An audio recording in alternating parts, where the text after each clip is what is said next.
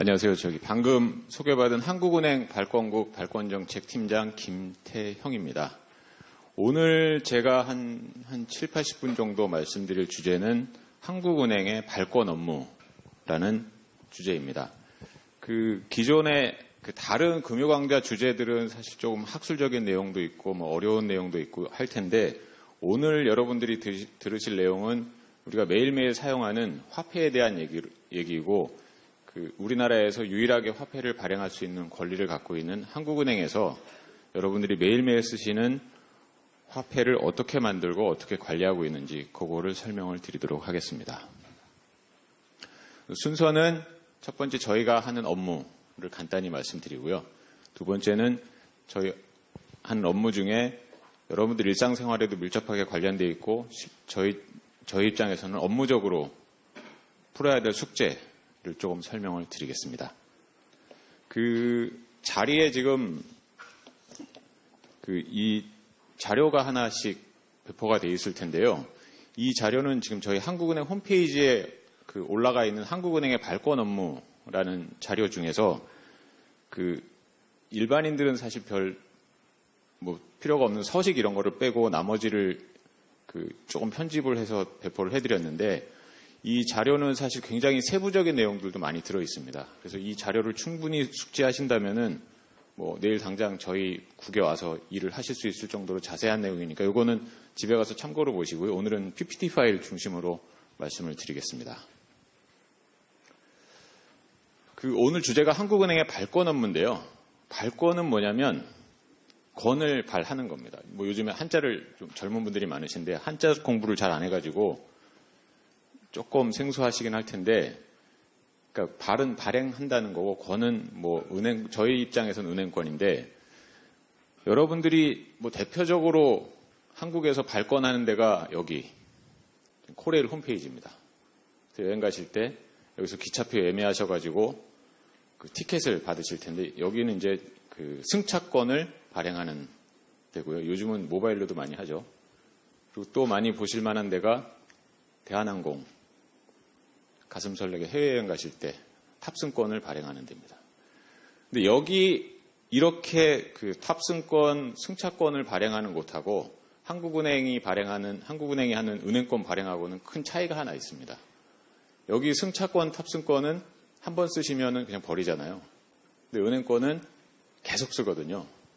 저희가 발행을 했다가 다시 저희한테 들어왔다가 다시 나갔다가 계속 반복이 됩니다. 그래서 용어 자체는 똑같이 발권을 쓸 수 있지만 성격이 좀 많이 다르기 때문에, 그래서 제가 오늘 그 부분을 좀 설명을 드리겠습니다. 잠깐 퀴즈를 한 개 상품이 있습니다.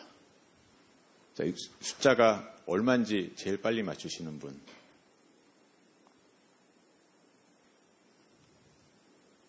쉼표가 좀 이상하게 찍혀 있어가지고. 네.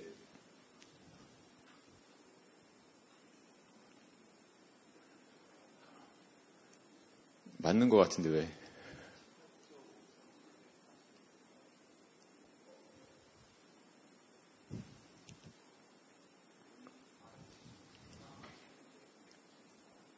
맞습니다. 이거를 제가 네 자리마다 쉼표를 찍었는데, 왜 그러냐면 우리는 사실 숫자 단위가 억이 있잖아요. 사실은 네 자리씩 찍는 게 우리한테는 더 편할 수 있습니다. 통상은 이제 이 숫자를 많이 보셨을 거예요. 근데 이 숫자는 우리랑 조금 안 맞는 게, 죄송하지만 영어를 잠깐 쓰겠습니다. 이게 지금 1000이거든요. 1000, 밀리언, 빌리언, 트릴리언. 예요. 그래서 아까 말씀하셨듯이 118조 5,748억 477만 1,124원인데, 이게 뭐냐면 지난달 말 현재 한국은행이 시중에 발행해가지고 시중에서 돌아다니고 있는 돈의 금액입니다. 총액입니다. 이거를 우리 5,100만 인구로 나누면 1인당 약 한 235만 원 정도 됩니다. 근데 한 가지 미스테리는 1인당 235만 원이면 사실 엄청나게 많은 돈이거든요. 저 같은 경우는 발권 업무로 생계를 유지하는 사람이어서 현금을 굉장히 사랑하고 현금을 자주 쓰는데도 저도 지갑에 아까 보니까 10만 4천 원 밖에 없어요. 그리고 집에도 따로 현금은 안 갖고 있거든요. 근데 지금 하여튼 굉장히 많은 돈이 나가 있습니다. 그래서 이 돈들이 어떻게 만들어지고 어떻게 순환되는지를 설명을 드리겠습니다. 자, 화폐의 일생인데요. 표가 좀 많이 복잡하죠. 일단 만드는 거는 조폐공사에서 만듭니다. 저희가 조폐공사로부터 그 화폐, 예를 들면 은행권 지폐 한 장당 얼마를 주고 사요. 그 한 장당 얼마인지는 사실 대회비이기 때문에 제가 말씀드리기가 그런데 뭐 한 대충 200원 정도 주고 사요. 그래서 저희가 갖고 있다가 발행을 금융기관한테 해가지고 금융기관은 우리가 이제 CD나 ATM 뭐 창구에서 돈을 찾으면 왔다 갔다 합니다. 굉장히 복잡한데 다음 동영상을 먼저 보고 다시 설명을 드릴게요. 상상, 돈에 파묻혀 살아보기. 이런 상상이 현실이 되는 곳이 있으니 한국조폐공사 화폐본부 되시겠다. 꿈 같은 그곳에 발 한번 들이기가 쉬우랴. 촬영팀도 피해갈 수 없는 검문 검색. 국가 경영시설 각급 등급으로 매우 중요한 사업장이기 때문에 보안 검색을 철저히 하고 있습니다. 직원들 또한 금속은 바늘 하나도 출입 금지. 전용 가방까지 있을 만큼 철통 보안이 따로 없다.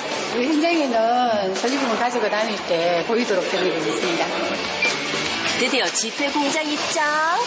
마치 거대한 인쇄소를 연상케 하는 모습인데 이리 고개를 돌려도 저리 고개를 돌려도 온통 돈. 이곳이 바로 돈 세상이로구나. 아이고 돈이다. 돈으로 보이면 작은 뭐하지요? 세상을 들었다 놨다도 할 수 있는 것이 돈이라지만 그 시작은 모두가 이 종이. 그러나 보통 종이가 아니다. 은행권 용지는 면펄프로 만들어 있고요. 수필 용지는 나무펄프로 되어 있기 때문에 좀 종이 재질이 좀 다릅니다. 화폐 원지가 정해진 수량에 맞게 준비되면 1차 인쇄인 지문 인쇄, 즉 되게 이황 소생이 빠진 1,000원짜리를 찍어낸다. 인쇄부터 검수까지 편리한 기계가 있다지만 한시도 긴장을 늦춰서는 안 된다는데 갑자기 바빠진 인쇄팀의 베테랑 직원. 인쇄물이 조금 약해가지고 이걸 수정하는 거예요. 일반 사람들이 본다면 다 그게 그거 같지만 이곳에선 기계보다 정확한 게 바로 이들이라고. 17년 저희들은 보면 색상이 흐린 부분을 알 수 있습니다. 어디 인쇄뿐이랴. 1mm의 오차도 없이 용지 크기 확인해. 1차 인쇄 마치면 일주일 동안 건조 숙성 거쳐야 다음 인쇄는 물론 1년 번호를 받을 수 있다니 종갓집 장맛 정성에 견줘도 손색가 없겠다. 처음 시작부터 완제품이 나올 때까지 한 달 보름 정도 걸리면 돼요. 1952년 처음으로 돈을 찍기 시작한 조폐공사. 강산이 몇 번은 변했을 동안 제조 현장에도 많은 것이 변했다는데 무엇보다 대부분의 작업이 기계화됐다고. 17년 전에는 저희 눈으로 다 확인을 하고 검사를 하였습니다. 아무래도 저 기계가 있으니까 조금 더 편해졌죠. 돈을 평생 보다 못해 이제는 외국 돈까지 만든다? 여기는 분명 한국조폐공사인데 이건 어느 나라 돈인고? 페루! 작년 10월부터 우리나라에서 만들어져 수출 중인 페루 지폐. 세계에서 5손가락 안에 드는 우리의 화폐 기술 덕분이라는데 은행권은 페루가 처음이고 아마 유아 쪽에서는 시리아, 태국, 아마 옛날에 대만도 있었고 아마 여러 나라가 있는 걸로 알고 있습니다. 특히 위조 방지 기술은 명성이 자자해 외국 조폐창에서 견학까지 올 정도라고. 리비아 주화 원재료입니다. 얼마 전부터는 아프리카 리비아에까지 수출을 한다는데 그러기까지 세계 강대국들과 총성 없는 전쟁을 치렀단다. 영국 조폐국에 이어가지고 2등을 하였습니다. 리비아 정부에서는 1, 2등 수주국을 불려서 새로운 신정부에서 요구하는 위조 방지 요소를 요구를 하였습니다. 보는 각도에 따라 액면가와 리비아 국기가 나타나는 잠상 기술이 1등 공신이었다고. 이렇게 만들어진 지폐는 한 채의 오차 없이 제 모양으로 잘려지고 이 단장까지 마치면 사람들과 만날 준비 완료. 마지막까지 피할 수 없는 직원들의 눈도장. 제가 만드는 돈이 한 800원 정도 될 거예요. 아, 이 광채 나는 눈으로 태어나기 위해 그토록 공장을 누볐나 보다. 직원들도 이 순간이 가장 뿌듯하단다. 돈을 통해 돈을 만듦으로써 저희는 돈을 버니까 귀중한 것 같아요. 우리가 만드는 돈 예쁘게 잘 쓰셨으면 좋겠습니다. 과연 인생사만 세옹지 말까? 돈도 마찬가지. 전국을 누비던 돈들의 종착역은 처음 비보던 한국은행이다. 어딜 가나 대접받던 지폐들이 이번엔 찬밥 신세라는데 테이프가 벗거나 찢어지거나 탈색이 되거나 해서 폐기를 하려고 합니다. 써도 모자란 돈 폐기가 웬 말이냐 싶지만 일부러 찢었다 교환 요청한 지폐부터 우연히 장판 밑에 들어갔다 곰팡이 범벅된 지폐까지 말년은 한번 박복하다 박복해. 잎에도 들어있고요. 뭐 사랑한다는 낙서가 많이 들어있고요. 그리고 빨래를 세탁기에 돌려서 탈색된 돈도 많습니다. 기계로 거르지 못할 정도로 훼손이 심한 지폐는 손으로 검사를 하는데 10,000원짜리를 기준으로 했을 때 1인당 1억 2천만 원을 세고 있습니다. 이렇게 폐기될 운명 기다리는 돈이 하루에 10,000원짜리로 약 200여억 원. 다행히 유예기간 인정받은 돈은 다시 은행으로 가지만 선고받은 지폐에게 남은 건 분수기행뿐이다. 작년 폐기한 화폐가 무려 2조 원이 넘는다는데 그 많은 돈은 다 어디서 왔을까? 이게 다 돈이야, 돈? 조금 아깝죠. 이런 돈은 낙서만 남겼으면 다시 사용할 수 있는 돈들도 있거든요. 그러나 누군가 그랬다. 끝날 때까지 끝난 게 아니라고. 부상으로 주기 때문에 저희가 원자적인 면에서 절감이 되니까 저희 회사에 많은 도움이 되죠. 자동차에 없어서는 안 될 한 부품에 꼭 필요하다는 면 소재. 폐지폐가 더할 나위 없이 안성맞춤이라는데. 게다가 공짜라니 돈아 어서 와라. 다시 한번 가루로 갈리는 인고의 과정을 거치고 나면 방진 패드로 재탄생. 전혀 다르지만 또 하나의 삶이 시작되는 것이다. 여기서 안 쓰면 또 버릴 건데 어차피 여기도 써서 다시 저 물건을 맹글어서 쓰니까 좋은 거예요. 이보다 우여곡절 많은 삶이 있을까 싶지만 또다시 갈 곳도 새롭게 태어날 수도 있는 돈. 칠전팔기 우리네 삶과도 닮은 모습이 아닐까? 예, 그 몇 년 전에 VJ 특공대에서 촬영해가지고 방영한 동영상인데요. 지금 이 부분은 제조하고 폐기 부분이 좀 집중적으로 설명이 되어 있습니다. 이 부분을 다시 말씀드리면 아까 보셨듯이 이제 한국조폐공사에서 아주 복잡한 과정을 거쳐서 화폐를 만듭니다. 아까 그 조폐공사 직원이 말씀하신 것 중에서 45일이 걸린다고 말씀을 하셨는데 이게 화폐가 우리가 뭐 이렇게 프린터로 사진 인쇄하는 것처럼 한 번에 다 찍는 게 아니에요. 아까도 잠깐 보셨지만 그 인물이랑 뭐 금액 부분 빠진 그 부분만 먼저 인쇄해가지고 한 일주일 말리고 그 다음에 인물 인쇄하고 번호 인쇄하고 그 중간 과정 중에 계속 말리고 이러기 때문에 45일이 걸립니다.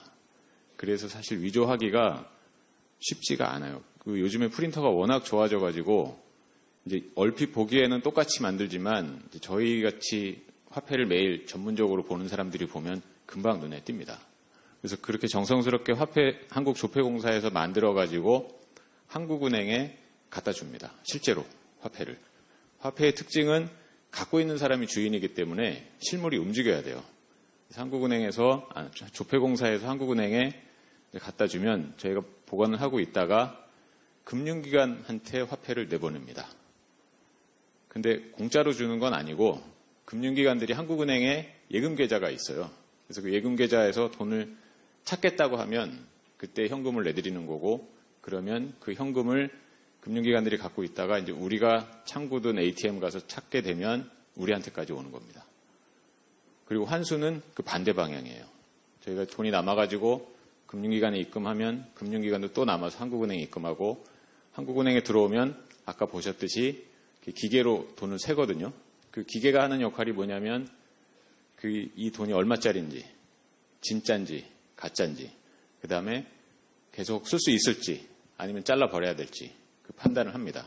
그래서 쓸 수 있는 돈만 추려가지고 모아놨다가 다시 은행에 보내고 계속 이 과정을 반복을 하게 됩니다. 먼저 제조는 뭐 좀 전에 말씀드렸듯이 조폐공사가 만듭니다. 그래서 우리나라는 한국조폐공사여가지고 그 정부 투자 기업이에요. 공사입니다. 우리나라에서 유일하게 돈을 만드는 회사고 이 조폐공사에다가 돈을 만들어 달라고 부탁을 할 수 있는 발주를 할 수 있는데도 한국은행밖에 없어요. 그래서 이거는 경제학 경제학에서 얘기하는 쌍방 독점이에요. 수요자도 한 명, 공급자도 한 명. 그래서 기싸움이 좀 팽팽합니다. 조폐공사는 설비가 일단 부여에서 아까 보셨겠지만 그 인쇄하기 전에 커다란 전지 있었잖아요. 부여에서 종이를 만듭니다. 근데 아까도 보셨듯이 그 은행권 용지는 면 펄프고 수표 용지는 나무 펄프라고 했거든요. 은행권 용지는 면 펄프인데 뭐 쉽게 말씀드리면 소음 있잖아요. 소음을 물에다가 잘게 풀어가지고 그걸 얇게 펴가지고 말린 거라고 생각하시면 돼요. 그래서 용지를 부여해서 그렇게 만들어가지고 경산에 은행권을 인쇄하는 공장이 있어요. 대구 옆에. 거기까지 뭐 자주 왔다 갔다 합니다. 그래서 아까 보신 그 인쇄 공장이 경산에 있습니다. 그래서 지폐는 그렇게 만들고 동전은 그 풍산이라고 그 방위산업체랑 이 동전 재료 만드는 세계적인 회사가 우리나라에 있어요. 풍산이라고. 그래서 거기서 동전 재료를 사가지고 동전도 경산에서 만들고 있습니다. 그래서 경산에서 이렇게 지폐랑 동전을 만들면 그러고 나면 한국은행 저희 뭐 서울 본점이라든지 대구에 있는 대구 경북본부 등등으로 필요한 만큼 저희가 주문을 하면 갖다 주도록 하고 있습니다. 작년에 저희가 한국조폐공사에 1,104억 원을 지불을 했어요. 화폐 만드는 돈으로. 그래서 이 중에는 이제 아까 저희 그 돈 세시는 분이 안타깝지만 쓸 수 있는 돈인데 낙서를 해가지고 폐기한다 그래서 폐기된 돈을 대체하려고 하는 것도 있고 저희가 경제 규모가 커지면 돈이 더 많이 필요하거든요. 그래서 거기에 필요한 돈도 만들기 위해서 1,104억 원을 썼는데 뭐 굳이 부문별로 나눠보자면 지폐 만드는데 863억 원, 동전 만드는데 241억 원입니다. 이 1,104억 원이 사실은 예전보다는 좀 많이 줄어든 거예요. 예전에 2000년대 중반 이럴 때는 2,000억 원 이상일 때도 있었습니다. 근데 요즘은 그 저희가 이렇게 통계를 보면 돈을 갖고 다니시는 거 내지는 집에 보관하시는 금액은 안 준 것 같은데 돈을 자주 안 쓰셔가지고 한번 나가면 얘가 오랫동안 살아있어서 돈을 만드는 양이 자꾸 좀 줄어들고 있어요. 그래서 저 금액도 점점 줄어들고 금년에도 이거보다 조금 줄어들 걸로 지금 예상을 하고 있습니다.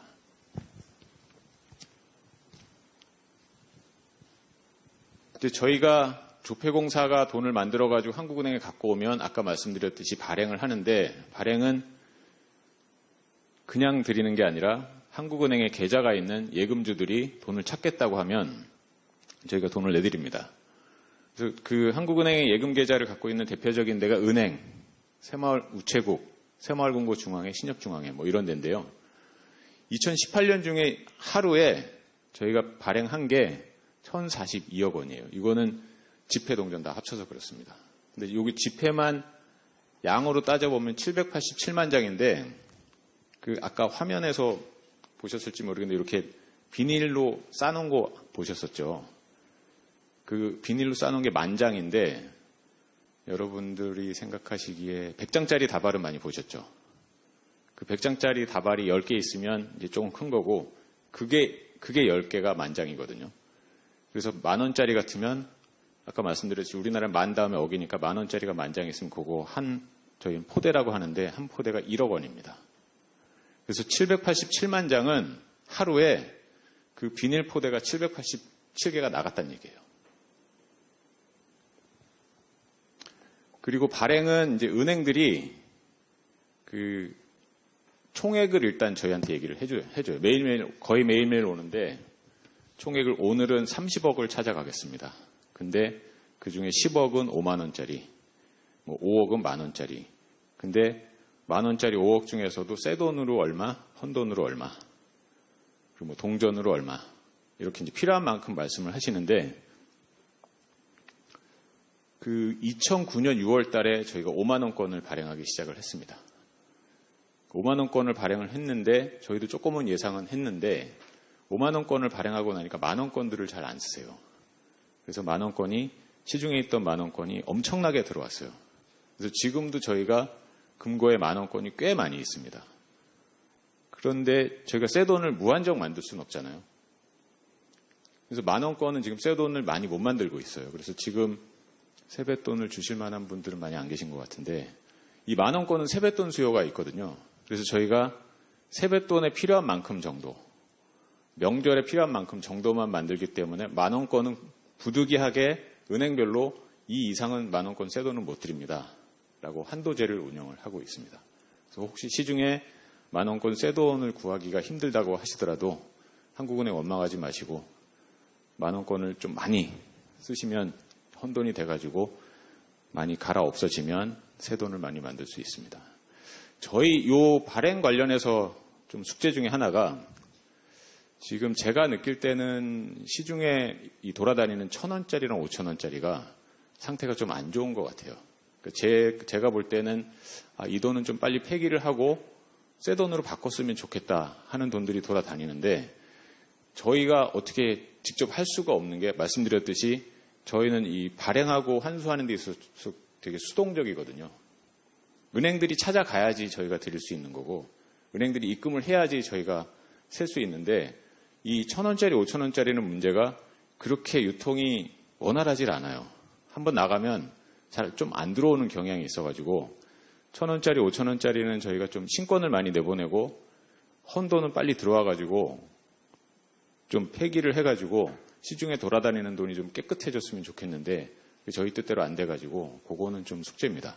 참고로 저희가 작년에 은행권이 한번 만들어지면 얼마나 있다가 폐기가 되는지를 한번 조사를 해봤는데 1,000원권은 53개월, 5,000원권은 42개월, 만원권은 굉장히 길어가지고 한 121개월 정도로 추정이 됐고요. 5만원권은 엄청나게 길게 나와가지고 만원권보단 길 것 같다. 근데 아직 2009년부터 발행을 하기 시작해가지고 저희가 정확한 수명은 추정을 못하고 있습니다.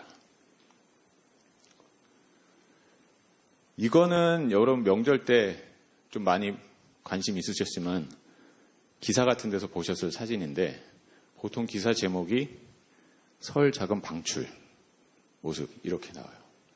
그래서 방출이라고 하면은 마치 그냥 퍼주는 것처럼 심지어 저희 직원들도 이쪽 업무를 직접 하지 않는 사람들은 그때는 금융기관에 돈 그냥 주는 거 아니야 뭐 이렇게 생각을 하시는데 아까 말씀드렸듯이 설 때 은행들이 자기네 예금에서 찾아가는 겁니다.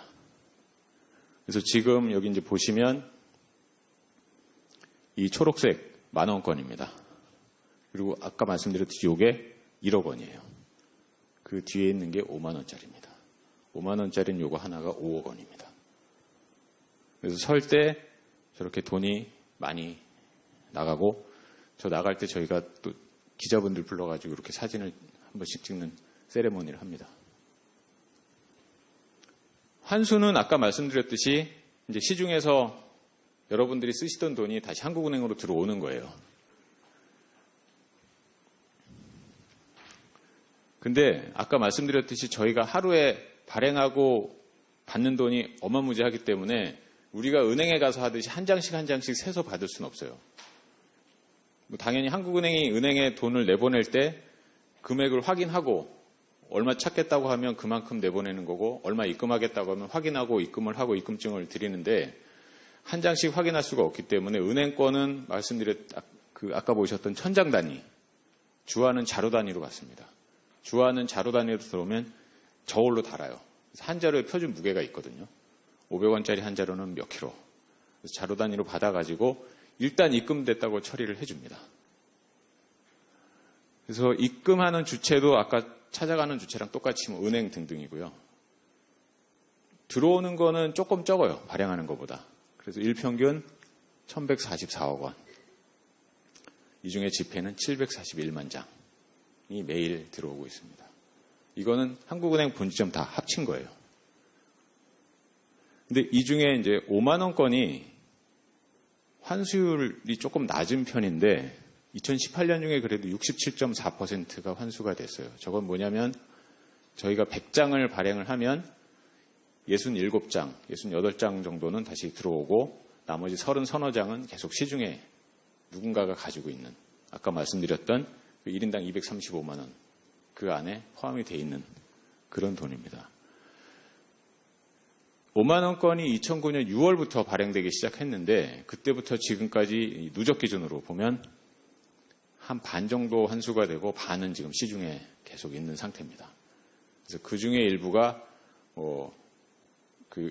마늘밭에서도 나오고 그러기도 하고 어머니 아버지가 이렇게 비상금으로 숨겨놓으시기도 하고 그런 돈들입니다. 이 동전은 환수가 사실 잘 안 되는 특징이 있습니다. 여러분도 은행에 동전 가져가서 예금을 한다든지 잘 안 하시잖아요. 그래서 동전은 환수가 잘 안 되는데 불황 때는 동전이 엄청나게 들어옵니다. 그래서 제가 1998년도에 우연히 이 창구에서 업무를 하게 됐는데 그때 이제 IMF 경제위기 때문에 동전이 엄청나게 들어오더라고요. 동전뿐만 아니라 기념주화도 많이 들어와요. 근데 그때 이제 많이 좀 창구에서 다툼이 있었던 게 저희가 1988년 서울 올림픽을 하면서 기념주화를 많이 발행을 했는데 약간 전문적으로 말씀드리면 프리미엄부 기념주화라고 액면은 1,000원이라고 해놓고 2만 원에 예를 들어서 2만 원에 판 적이 있었어요. 그럼 나머지 19,000원은 어디 갔느냐? 이제 그 대회 조직위원회에서 그 돈을 가지고 올림픽을 치른 거예요. 근데 88년에 그걸 예를 들면 이제 이렇게 세트로 돼 있는 게 한 100만 원 정도 사신 분이 98년, 99년에 조금 형편이 어려우셔가지고 저희 창고에 가져오면 저희는 액면만 드리거든요. 그래서 예를 들면 15만 원입니다. 그러면 이제 화가 나시는 거죠. 가뜩이나 어려워서 왔는데 내가 100만 원 주고 샀는데 왜 이거밖에 안 주느냐. 그래서 그 경제가 어려워지면 기념주화까지도 많이 환수가 됩니다. 정사는 용어가 좀 그렇긴 한데 한자로 저렇게 쓰고요. 아까 그 동영상 후반부에 보셨던 막 소리 내면서 돌아가는 기계 있잖아요. 그걸로 하는 게 정사입니다. 정사에서 하는 건 잠깐 말씀드렸듯이 이게 얼마짜리인지 진짜인지 가짜인지 계속 쓸 수 있는 돈인지 그 다음에 앞뒷면까지도 구분을 할 수가 있습니다. 그래서 예전에는 이거를 손으로 다 했었는데 저희가 경제 규모가 커지면서 도저히 인력으로는 할 수 없는 단계에 이르러서 다 기계로 대체를 했습니다. 그래서 아까 보셨던 그 기계가 이제 다 똑같아 보이지만 그 성능이 조금 있어요. 그래서 중속은 초당 20장, 고속은 초당 30장, 초고속은 초당 33장이 처리 능력인데 1초에 20장이 쫙 지나가면서 제가 말씀드린 그 과정을 다 알아서 하는 거죠. 사람에 비하면 엄청나게 효율적인 기계입니다. 근데 이 돈 중에서 보면 이렇게 좀 반이 찢어지거나 이래가지고 스카치 테이프로 이렇게 붙인 돈 이런 거는 저 기계에 들어가면 걸리거든요. 그래서 이런 돈은 저희가 은행들한테 미리 안내를 해서 그런 돈들은 따로 모아서 입금을 해 주십시오. 그래서 그거는 사람이 손으로 셉니다. 그래서 아까 저희 직원이 하루에 1인당 기준량이 1억 2천만 원이라고 하셨잖아요. 12,000장입니다. 어떻게 하시는 거냐면 이제 그 숙련된 솜씨로 매수를 세면서 똑같은 과정을 거쳐요. 진짜인지 가짜인지. 당연히 이제 쓸 수는 없는 돈이고요. 근데 오래 하신 분들은 이렇게 막 얘기하면서 하세요. 얘기하면서 정확하게 탁탁 하세요. 그리고 한 번은 그리고 저 자동정사기에서도 위패가 나오거든요. 근데 한 번은 이제 위패라고 해서 저희 팀으로 갖고 오셨더라고요. 위패인 것 같은데 진패인 것도 같다. 그래서 이제 저희 직원이 몇 명 달라붙어가지고 보니까 한 면은 진짜고 한 면은 가짜예요. 이게 은행권이 이렇게 막 하면 앞뒤가 이렇게 나눠져요. 그래서 그거를 진짜 한 장을 두 장으로 누가 만들었나 봐요. 그래서 한 면은 진짜고 한 면은 가짜인데 정말 잘 만들었더라고요. 그래서 저희가 아니 이걸 어떻게 구분하세요 그랬더니 감촉이 다르대요. 그러니까 아까 면펄프, 나무펄프 말씀하셨잖아요. 이게 돈을 오래 세시면 딱 만지면 아시나 봐요. 그래서 저희가 정사 업무를 하면서 그렇게 위패도 가려내고 있습니다. 보관은 조폐공사에서 새 돈을 받든지 은행이 입금을 하든지 하면 금고에 보관을 해야 되잖아요. 한국은행에는 금고가 당연히 있고 그 안에 보관을 하고 있습니다. 그래서 금고 안에는 당연히 현금이 거의 대부분이고요. 한국은행은 옛날에 제가 학교에서 배울 때는 한국은행이 중앙은행의 기능은 3개다. 은행의 은행, 정부의 은행, 발권은행. 그래서 저희가 정부의 은행으로서 저 중요문서, 정부 측 귀중품도 보관을 해드립니다. 그래서 정부 측 귀중품 중에 좀 재밌는 게 세관에서 이렇게 압수한 금괴, 보석 이런 것도 가끔 맡기세요. 근데 물론 이 박스에다가 봉인을 해가지고 오시기 때문에 저희가 보지는 못하는데 어쩌다가 개봉을 할 때 잠깐 보면 금괴 이런 게 있더라고요. 그런 거를 보관을 하고 금고에 들어갈 때는 반드시 2명이 들어갑니다. 금고에 들어가면 돈이 너무 많아가지고 사실 돈같이 안 보이는데 그래도 견물생심이라고 무슨 일이 있을지 모르잖아요. 그래서 항상 2명이 들어가고 2명이 불문율로 서로 안 보이는 곳에는 안 있습니다. 항상 한 사람이 안 보이는 것 같으면 쫓아가서 서로 보고 이렇게 크로스 체크를 하고 있고요. 저희가 화폐를 보관하다 보면 지역별로 불균형이 생기는 경우가 있어요. 예를 들면 이제 제주도 같은 경우에 저희가 여행을 가서 현금을 쓰잖아요. 요즘은 카드를 많이 쓰시니. 현금을 쓰고 동전은 받으시잖아요. 그리고 동전을 갖고 다시 그냥 육지로 오세요. 그래서 제주도는 항상 동전이 부족해요. 그리고 5만 원짜리랑 만 원짜리는 넘쳐납니다. 그래서 저희가 주기적으로 제주도는 물론 조폐공사에서 새 돈도 갖다 주지만 다른 지역본부, 다른 예를 들면 발권국 이런 데서 동전이 남거나 하면 제주도에 많이 보내주고 있습니다. 여기까지가 이제 저희가 개략적으로 하는 발권 업무, 일상적으로 하는 발권 업무고요. 이런 일을 하기 위해서 고민하는 사항들을 지금부터 좀 말씀을 드리겠습니다. 첫 번째가 화폐 도안입니다. 화폐 도안은 지금 제가 일하고 있는 발권 정책팀에서 가장 고민하는 사항인데요. 화폐를 일단 만들려면 주 도안 소재가 있어야 돼요. 지금 저희 이제 지폐 같은 경우는 주 도안 소재가 다 인물입니다. 그래서 그 인물 가지고도 조금 말들이 있는데 주로 인물인데 꼭 인물이 아닌 경우도 있어요. 유로화 같은 경우는 건축물을 쓰고 있는데 그쪽 유럽 중앙은행 실무자들 얘기 들어보면 이 건축물은 직선으로 돼 있어가지고 좀 위조에 약해서 사실은 자기는 인물이 더 좋다. 이런 얘기도 하는데 어느 게 더 좋고 나쁘고는 없고요. 선택의 문제라고 보이는데 주로 인물을 많이 쓰는 게 인물은 이렇게 표정 같은 게 우리가 딱 보면 알거든요. 유명한 사람은. 그래서 이제 위조 방지 효과가 크다고 했었는데 요즘은 사실 이 프린터 같은 게 값싼 프린터가 해상도가 워낙 좋아가지고 그 기능은 좀 많이 약해진 건 사실입니다. 인물을 쓸 때 좀 곤란한 거는 이 인물에 대해서는 항상 논란이 있습니다.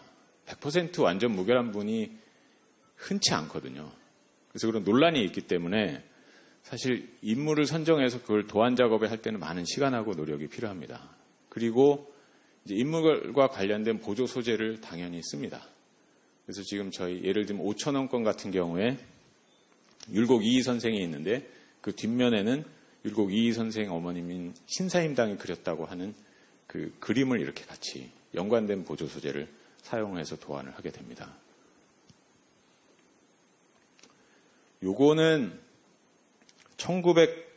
여기 왼쪽이 박정희 대통령이시고요. 날짜가 1972년 4월 4일이라고 되어 있고요. 물론 이제 대통령이시라고 하더라도 돈에 이렇게 뭔가 쓰시면 안 되는데 이 돈은 잘 보시면 번호가 가가 빵빵빵빵이잖아요.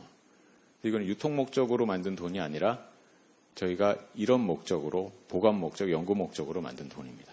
근데 여기 좀 연세 있으신 분들 이 돈을 실제로 써본 기억은 전혀 없으시죠? 없으실 거예요. 저희가 1972년도에 그 당시에 최고액권이 500원이었는데 그때 경제가 이제 점점 커지고 물가도 오르고 이래서 500원짜리로는 감당이 안 되겠다. 그래서 고액권을 만들어야 되겠다. 그래서 5,000원짜리랑 만원짜리를 준비를 했습니다. 그래서 그때 발행을 하려고 준비했던 만원권이에요. 그래서 돈이 이렇게까지 왔다는 거는 여러 단계를 거치는데 그중에 몇 가지 단계는 자, 이 모양으로 돈을 만들겠습니다 하고 신문에 공고를 해요. 그리고 저희 내부적으로는 최종적으로 다 의사결정도 하고 조폐공사에서는 실제로 만들었다는 얘기예요. 근데 이렇게 해서 이제 만들려고 했더니 기독교계에서 우리나라 국교가 불교가 아닌데 왜 어떻게 10,000원권에 불상이 들어가느냐 하는 반대 의견이 있어가지고 결국은 이 발행을 못했습니다. 그래서 5,000원짜리만 72년도에 먼저 만들고 10,000원짜리는 73년도에 만들었어요. 그래서 이만큼 주도안 소재를 선정을 하는 게 힘들고 논란이 많고 그렇습니다. 세종대왕 변천사를 잠깐 말씀드리면 왜 웃으세요? 저 당시에는 그래도 굉장히 고민해서 만든 세종대왕이 제가 외우질 못해가지고 오기 전에 잠깐 메모를 했는데 1397년에 태어나셔가지고 1450년에 돌아가셨어요. 53살에 돌아가셨어요. 근데 지금 제일 왼쪽에 뭐 옛날에 아무리 빨리 늙었다고 하시더라도 53살 치고 너무 늙으셨잖아요. 근데 저 모습은 1960년 8월 15일 날 환권에 처음 등장한 모습이고요. 그 다음 모습은 1965년 8월 14일 날 화폐 100원권에 등장하셨던 모습이고요. 마지막은 79년에 10,000원권에 등장하셨던 모습인데 저게 세종대왕 표준영정, 아까 73년이라고 말씀드렸잖아요. 그래서 73년 이후에 만들었기 때문에 세종대왕 표준영정을 쓴 화폐고요. 지금도 저 모습이랑 똑같으세요. 세종대왕이 화폐에 나오시면 항상 저 모습이세요. 근데 요거하고 관련해서 또 뭐 논쟁이 이게 지금 10,000원권에 있는 세종대왕 초상 모습이고요. 이거를 그리신 분이 유명한 운보 김기창 화백이신데 이렇게 생기셨어요.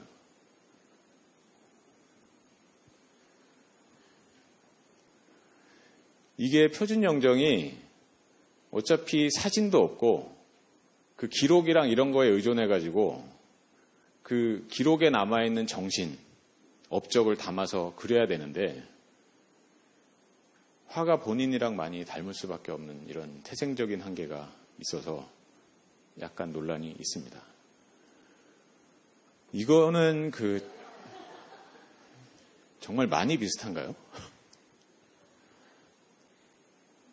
이유태 화백의 모습이고 퇴계 이왕이 그 화폐에 등장한 모습 표준 영정인데 화가랑 너무 많이 닮았다는 논쟁도 있고 특히 퇴계 이왕 선생 그 가문에서는 퇴계 선생님이 사실 생전에 저렇게 안 마르셨을 수도 있다.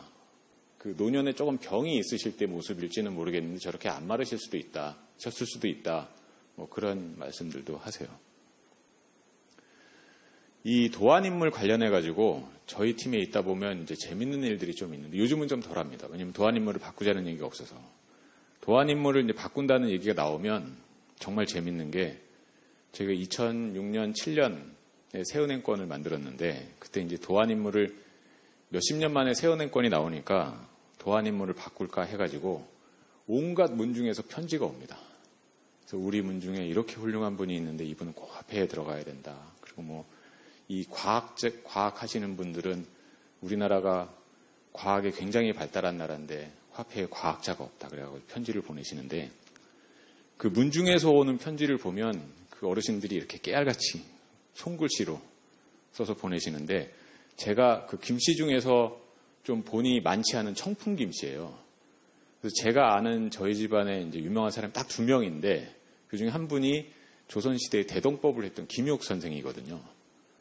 근데 저는 사실 아버지께서 월남하셔가지고 족보도 없고 이래가지고 그냥 청풍 김씨라는 것만 알고 살았는데 그 저희 문 중에서 김욕 선생이 얼마나 훌륭한지에 대해서 7장인가를 써서 보내셔가지고 내가 중고등학교 때 대동법 하셨다는 것만 알았는데 이렇게 훌륭하시구나 라고 다시 한번 감탄을 했는데 결국 채택은 못 됐고요. 나머지 한 분은 김태희 씨가 저희 집안 분이십니다. 이거는 일본 5,000엔 건인데요. 이분이 소설가예요. 그리고 저기 태어나신 때 돌아가신 때를 적어드렸고 24살에 돌아가셨어요. 성함은 히구치 이치요라고. 이분의 업적은 단편소설 12편은 쓰신 거예요. 근데 제가 오기 전에 나무위키에서 다시 확인을 해보니까 나무위키에 어떻게 써있냐면 이분은 소설가로도 거의 알려지지 않았었는데 5,000엔권 모델이 돼가지고 많이 알려졌다. 일본은 이렇게 정하더라고요. 제가 다행히 2006년부터 저희 도쿄 사무소에 근무를 해가지고 일본은행 직원이랑 이렇게 좀 만날 기회가 많았었어요. 그래서 한번 물어봤습니다. 그때도 제가 발권국에 있다 나갔거든요. 그 일본은 어떻게 화폐 인물을 굉장히 어렵지 않게 정하시는 것 같다. 어떻게 하십니까? 그랬더니 일본은 그 재무성 관리들이 저거를 결정하는데 그냥 그 재무성 과에서 이렇게 합시다 그러면 그렇게 한대요. 그리고 국민들이 뭐 별로 논쟁을 안 한대요. 그래서 대표적으로 이런 분은 조금 무게감이 떨어지지 않나 하는 분이 올라간 케이스가 이 케이스고요. 우리나라에서 요 연령대 비슷한 분이 뭐 이상, 윤동주, 유관순 뭐 이런 분들인데 이런 분들을 화폐 인물로 모시자고 하면 논쟁이 또 만만치는 않을 것 같습니다. 요 정도가 이제 저희가 도안을 할 때 많이 고민되는 주로 이제 주도안 소재로 말씀드렸고요. 두 번째는 이제 리디노미네이션인데 리디노미네이션은 2000년대 중반에 이제 조금 논의가 있다가 그 당시에 뭐 아직 시기상조다 그래가지고 논의가 안 됐는데 지금도 종종 뭐 교수님들이나 이게 필요하지 않느냐라고 말씀하시는 분들이 계십니다. 우리나라에서는 2번 한 적이 있었어요. 1953년 2월 15일 날 100원을 1환으로 바꿨고요. 그 다음에 1962년 6월 10일 날 10환을 1원으로 바꿔가지고 지금 저희가 쓰는 원이 이때 도입이 됐습니다. 그리고 그 한국은행법 안에 보면 1원은 100전으로 분할된다 그래서 100전이 1원이에요. 저희도 보조 단위가 있어요. 달러는 1달러 밑에 센트가 있잖아요. 저희도 있습니다. 전이 있어요. 안 써서 그렇지. 이게 1962년 6월 10일 날 리디노미네이션을 하면서 발행됐던 100원권입니다. 근데 이때는 이 리디노미네이션은 과거에는 굉장히 비밀리에 갑자기 했어요.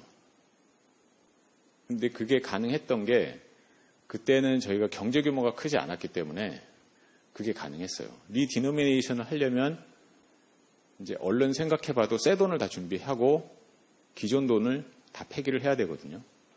그러니까 이때 했던 건 1962년 6월 10일자로 기존에 쓰던 환권은 못 쓴다. 은행에 입금해라. 이걸로 다 바꿔주겠다. 이제 그렇게 하면 부수적으로 이 숨겨놨던 돈들이 다 나와야 되거든요. 다 포기를 하든지. 그래서 갑자기 했는데 그래서 이거는 사실 지금 이 밑에 한국조폐공사 제조라고 써있긴 한데 사실은 조폐공사에서 만든 게 아니라 영국의 토마스 델라로라는 세계적인 은행권 만드는 회사가 있거든요. 그 회사에서 만들어 온 돈입니다. 그리고 여기 자세히 보면 그래서 그때 조금 약간 서둘고 뭐 급하게 하느라고 이 조폐 패자가 원래 여인데 어이로 조금 잘못 인쇄까지 된 그런 돈입니다. 리디노미네이션의 개념은 잠깐 말씀드렸듯이 그냥 화폐 단위를 바꾸는 거예요. 그래서 여기 보면 논쟁이 뜨거워지고 있다. 그래서 저희 총재님께서 필요성에 대한 논의가 있고 공감한다고 밝힌 게 도화선이 됐다. 근데 리디노미네이션은 지금 이제 뭐 하자고 주장하시는 분들은 1000분의 1 정도로 해서 1000원을 1로 낮춰야 된다. 그래서 달러랑 1대1 정도를 유지하는 게 바람직하지 않겠느냐. 그게 우리 국격에도 맞지 않겠느냐. 이제 그런 주장을 하시고, 근데 이거를 선뜻 하기 어려운 게 돈이 많이 들거든요.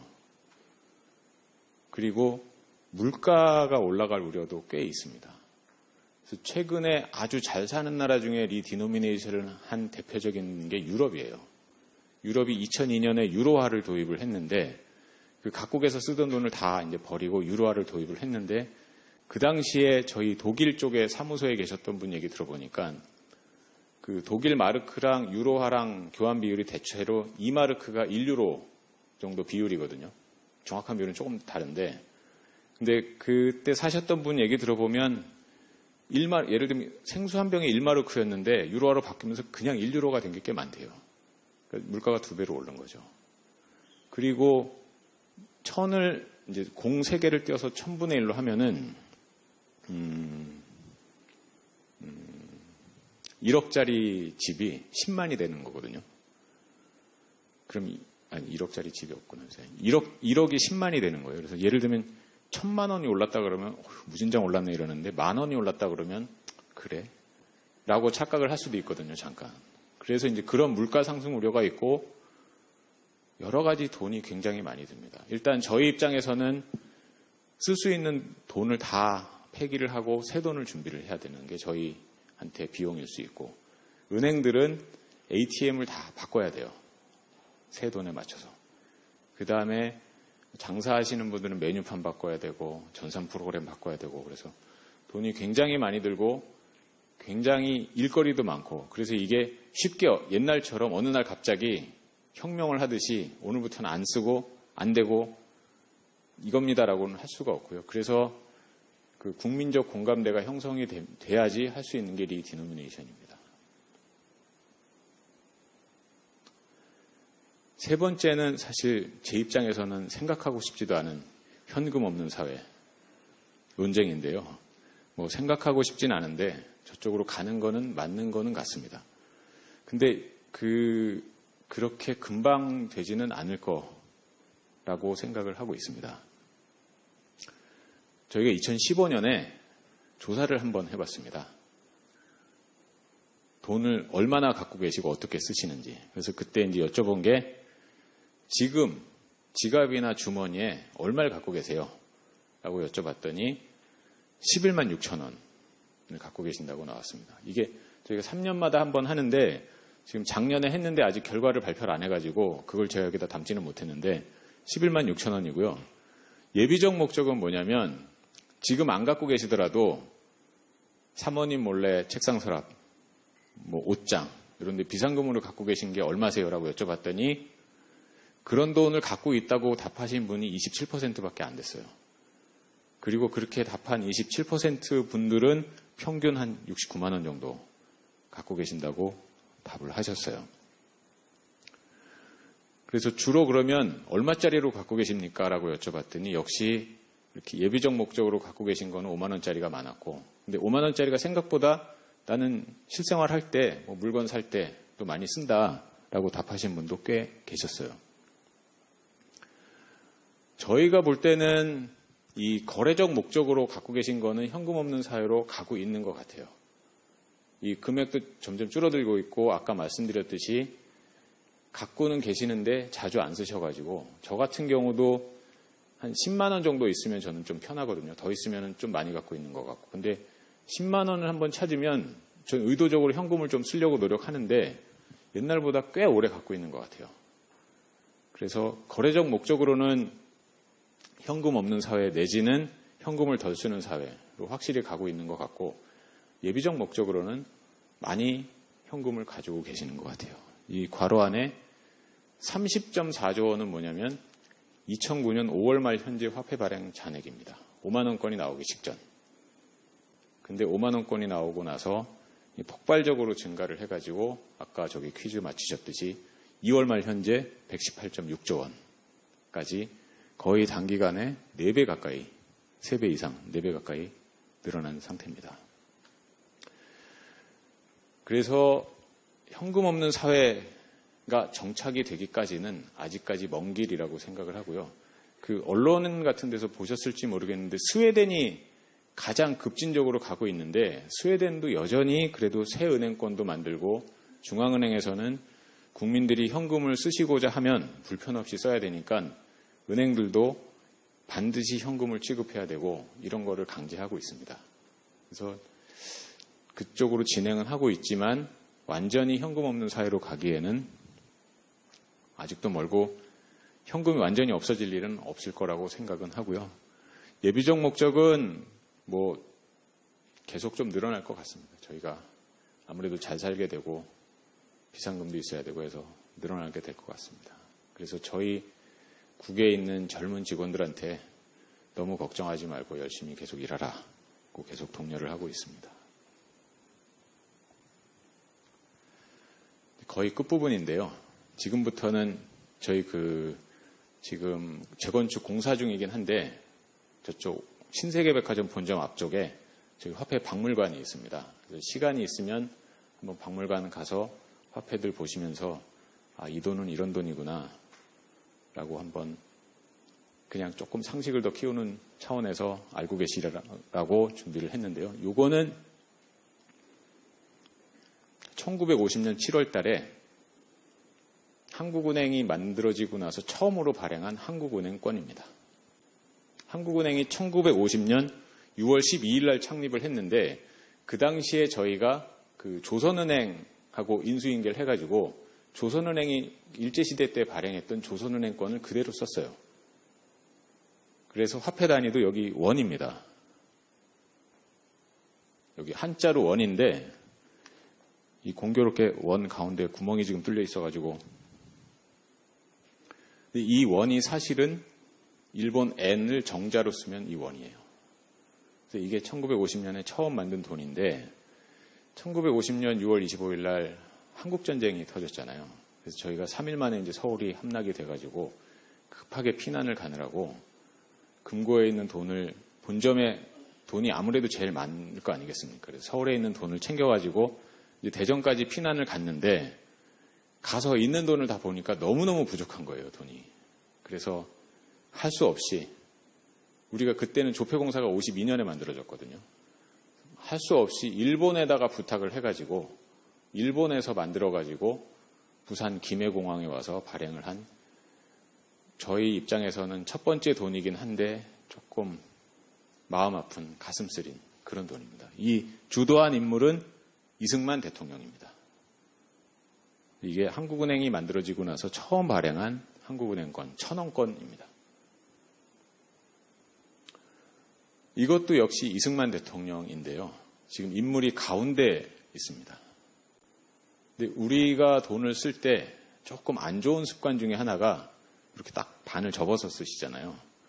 돈을 이렇게 만들고 보니까 이승만 대통령 얼굴이 접혀가지고 그 당시에는 이승만 대통령이 뭐 국부라고 막 누가 그랬는지 모르겠는데 그래가지고 이 대통령 국부이신 대통령 얼굴이 이렇게 접히는 건 안 된다. 그래가지고 이 이후로 저희가 인물은 가운데는 넣지 않습니다. 저희가 인물을 처음이자 마지막으로 가운데 넣어봤던 케이스고 외국은 가운데 넣는 경우가 꽤 있습니다. 이거는 1962년 5월 26일 날 발행하기 시작한 백환권입니다. 날짜를 왜 말씀드리냐면 아까 저희 리디노미네이션이 현재 화폐 단위가 1962년 6월 10일이라고 말씀드렸잖아요. 그럼 이제 5월 26일부터 6월 10일이면 한 보름 남짓 쓴 돈이에요. 당연히 수량이 엄청 작아가지고 수집가들 사이에 무지하게 비쌉니다. 이게 제가 그래서 오기 전에 그 수집 회사 사장님한테 한번 여쭤봤어요. 이거 요새 시세가 얼마나 됩니까? 그랬더니 얼마 전에 이게 그 희귀하더라도 뭐 구겨졌느냐 한 번도 손을 안 댔느냐에 따라서 가격 차이가 엄청 크거든요. 얼마 전에 최상급을 누가 2,500만 원 주고 사갔는데 자기는 1억을 준다고 해도 안 팔겠다고 하셨대요. 그래서 일단 이게 희귀하고 굉장히 비싼 돈인데 이 도안 인물 가지고 조금 또 얘기가 있었는데 지금 요 갖고 계신 수첩 같은 게 예금 통장이에요.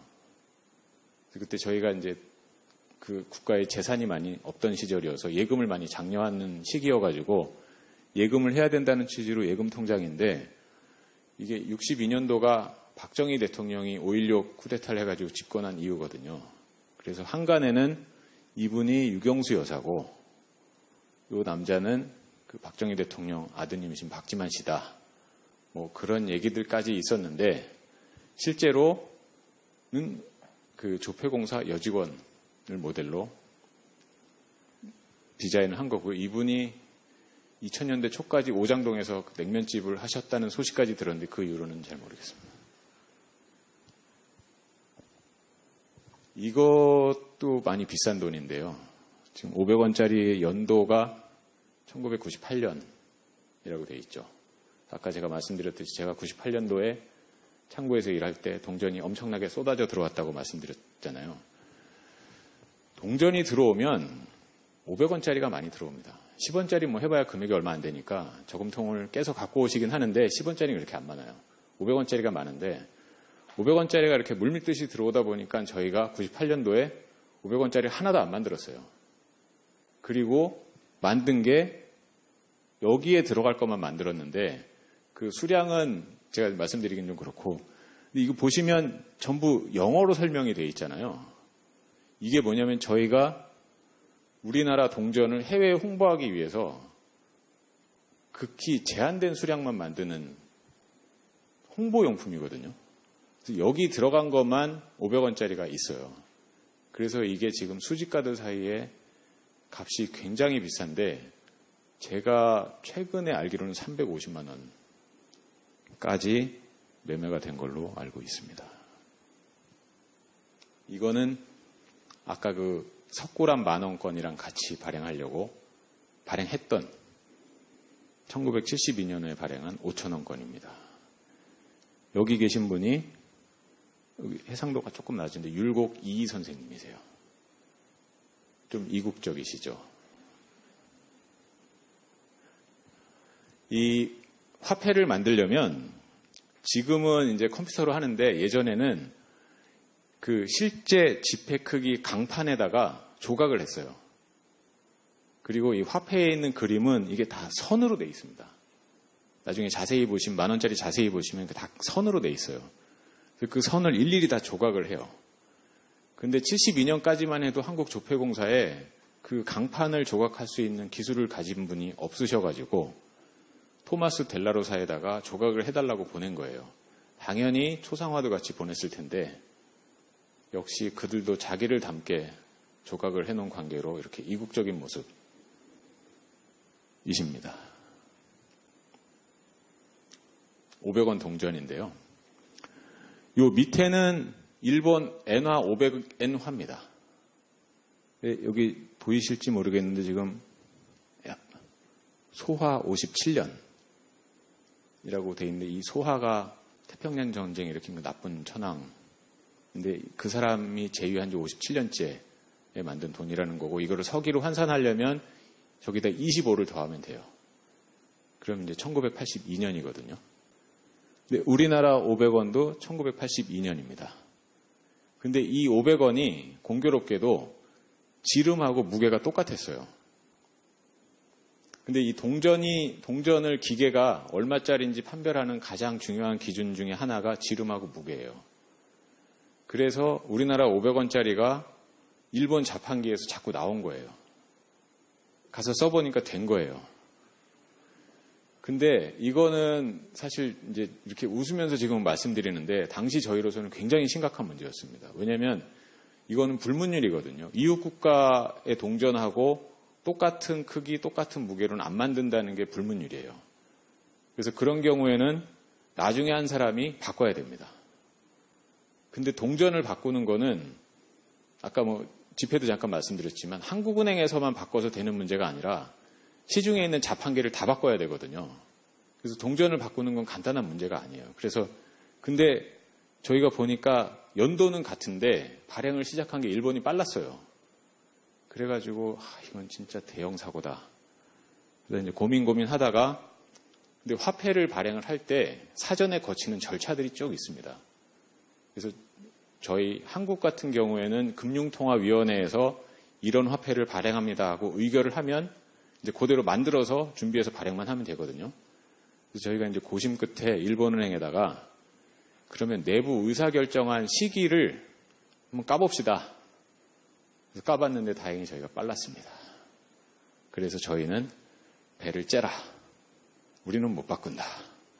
그래가지고 일본이 그냥 당분간 쓰다가 나중에 결국은 바꿨습니다. 근데 그 이후에 이제 이 자판기들이 센서가 많이 좋아져가지고 그 이후에는 잘 안 돼요. 그래서 혹시 일본 가시더라도 이거 하지 마세요. 안 됩니다. 10전, 50전권인데요. 아까 말씀드렸듯이 엄연히 우리 법정 화폐 단위고 쓸 수 있는 돈이에요. 저희가 물론 이제 발행은 더 이상 하지 않지만 쓸 수 있습니다. 근데 쓸 수는 있는데 쓸 수가 없죠. 왜냐하면 저 10전짜리 10장 있어야지 10원이거든요. 그래서 가치가 너무 낮아가지고 쓸 수는 없는데 이것도 엄연히 법정 화폐입니다.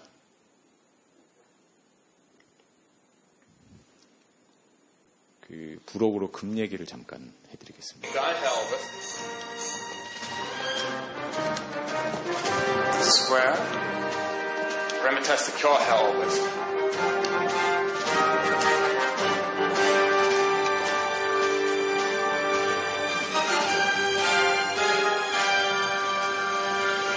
See town, see Fort Knox. Dashing Barge.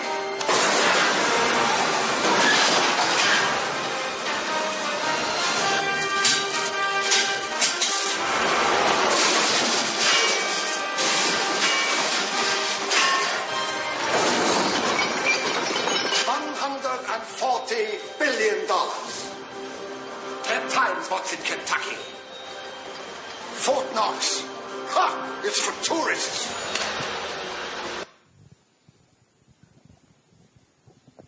저 다 악당들인데요. 요거는 다이하드 3의 한 장면입니다. 내용은 저 악당들이 뉴욕 연준에 보관하고 있는 금괴를 턴다는 내용인데 요 지금 이 사람이 받으면서 되게 힘들어 하잖아요. 저게 국제 표준 금괴라고 그래서 무게가 350에서 430온스. 대략 근데 한 400온스 정도로 맞춘대요. 킬로그램으로 하면 12kg 정도. 그 정도 금괴입니다. 그래서 우리나라에서 그 범죄의 재구성이라는 영화가 있었어요. 그 박신양 씨하고 염정아 씨가 나와가지고 한국은행 금고를 어떻게 터는 그런 내용인데, 그래서 그 영화 제작사 쪽에서 협조 요청이 왔었어요. 이런 내용으로 영화를 찍고자 하니 협조를 좀 해주십시오. 다이하드 케이스도 있지 않습니까? 그래서 저희가 또 부랴부랴 뉴욕 연준에다가 편지를 보내가지고 다이하드 3는 어떻게 된 겁니까? 그랬더니 우리랑 아무 상관없고 그 사람들이 알아서 찍은 겁니다. 그래서 저희도 안 됩니다라고 말씀을 드렸는데, 며칠 전에 나온 기사입니다. 한국은행이 6년째 금을 전혀 매입하지 않고 있고 금괴 10,000개는 영란은행에 있다. 지금 한국은행 금고에는 사실 금은 없습니다.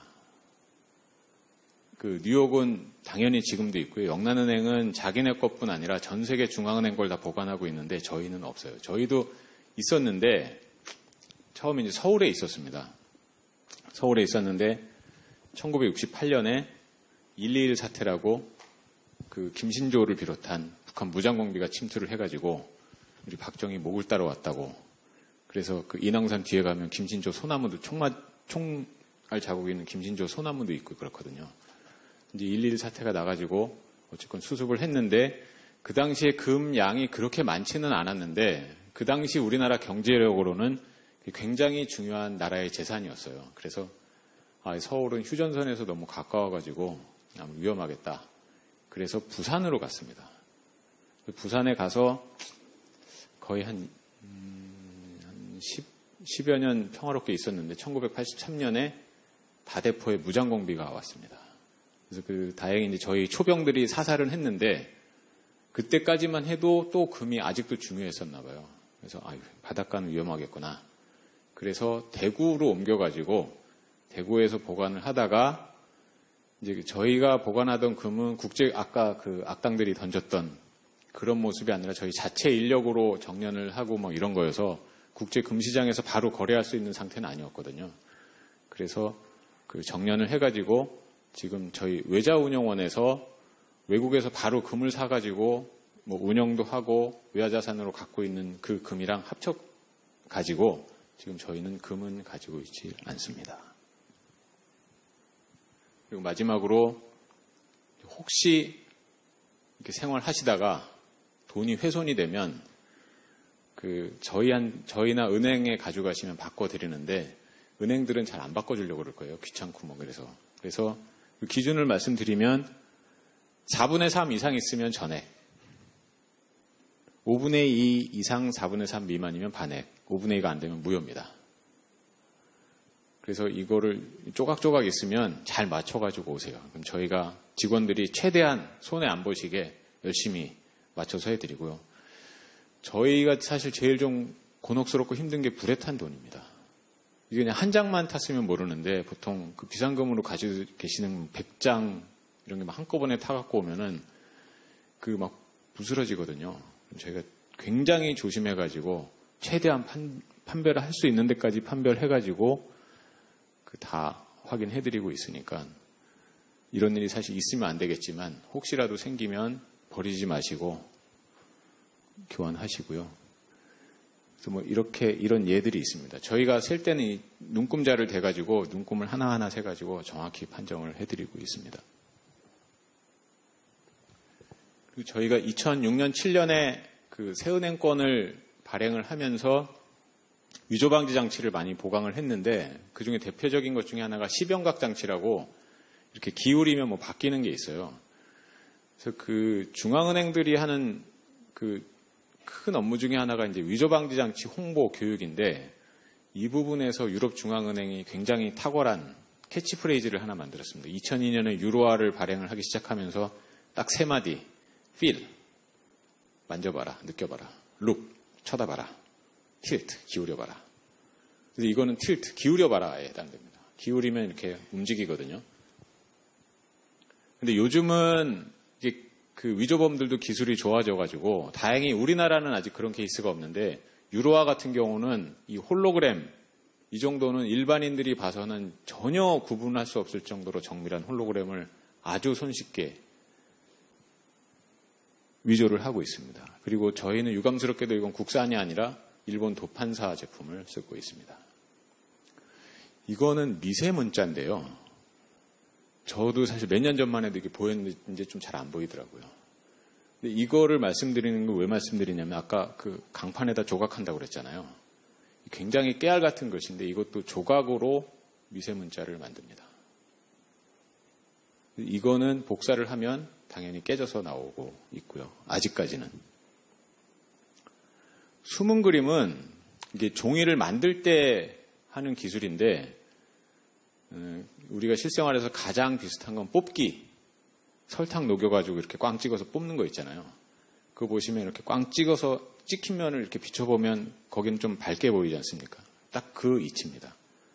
그래서 솜을 이렇게 얇게 펴서 말리는데 저 부분은 저런 모양대로 조금 더 얇아지게 만드는 기법인데 이 숫자 뭐 10,000, 5,000, 1,000, 숫자 5 이거는 돌출 은하라 그래서 사실은 이제 저희 기술로는 저거는 꽉 눌러놔가지고 이렇게 분리를 하면 앞뒤를 분리를 하면 찢어지게 설계를 해놨는데 아까 말씀드렸듯이 용케 저거 안 찢어지고 분리를 시키는 분들이 계시더라고요. 숨은 그림이랑 돌출 은하고요. 이거는 5만 원권에 있는 모션이라고 미국 크레인사 제품인데 이거는 단가가 꽤 비쌉니다. 5만 원권 한 장에 들어가는 거 한 개에 뭐 몇십 원 정도 해요. 이게 굉장히 강력한 이렇게 기울이면 태극 무늬가 움직이고 왔다 갔다 하는데 저희가 저걸 도입한 게 2009년이어가지고 지금 벌써 거의 10년 정도 됐잖아요. 그래서 지금 기준으로 보면 조금 약한데 그래도 여전히 우리나라에서는 강력한 파워를 발휘하고 있고요. 참고로 최근에 외국에서 하는 거 보면 정말 현란합니다. 뭐 색깔도 변하고 막 뭐 축공이 왔다 갔다 하고 뭐 난리가 나요. 그래서 저희도 만약에 또다시 새은행권을 발행한다면 좀 더 이제 강력한 위조방지 장치를 채택을 할 수가 있을 것 같습니다. 이거는 요판 잠상이라는 건데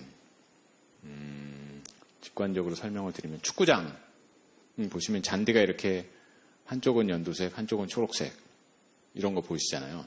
그게 사실은 잔디 품종이 다른 게 아니라 잔디 깎는 면이 달라서 그렇다고 하거든요. 이것도 비슷한 이치입니다. 이건 뭐냐면 그 돈을 찍을 때 아까 인물 부분은 따로 찍는다고 그랬잖아요. 그 부분은 이제 요판 인쇄라고 하는데 개념은 뭐냐면 파나, 고무 파나를 우리가 만들면 우리는 이제 선을 파가지고 잉크를 묻혀서 종이에 찍잖아요. 그래서 선이 그림이 되고 넓은 면이 잉크가 묻는데 요판 인쇄는 그 반대입니다. 똑같이 그렇게 판화를 만든 다음에 잉크를 채우는데 그 다음에 넓은 면을 깨끗이 닦아요. 그러면 이제 홈 안에만 잉크가 들어가 있을 거 아닙니까? 그거를 엄청난 압력으로 눌러서 때리면 그 잉크가 종이에 묻거든요. 그렇게 해서 굳힙니다. 그러면 효과가 입체감이 이렇게 느껴져요. 약간 도톰하게 나옵니다. 그래서 그 기법으로 요판 잠상을 만드는데 이거는 그 나타나는 저거를 예를 들면 WO에는 세로로 다 하고 나머지는 가로로 하고 이런 식으로 하는 기법이고 요거는 이렇게 기울이면은 효과가 나타나는데 최신 외국 은행권에 비해서는 약간 약하긴 한데 이것도 열심히 찾아보시면 찾으실 수 있습니다. 이건 복사로는 재현이 안 되는 그런 위조 방지 장치가 되겠습니다. 자, 여기까지 좀 길게 말씀을 드렸고요. 혹시 질문 있으시면 제가 아는 범위에서 말씀드릴 수 있는 범위에서 성실하게 말씀드리겠습니다.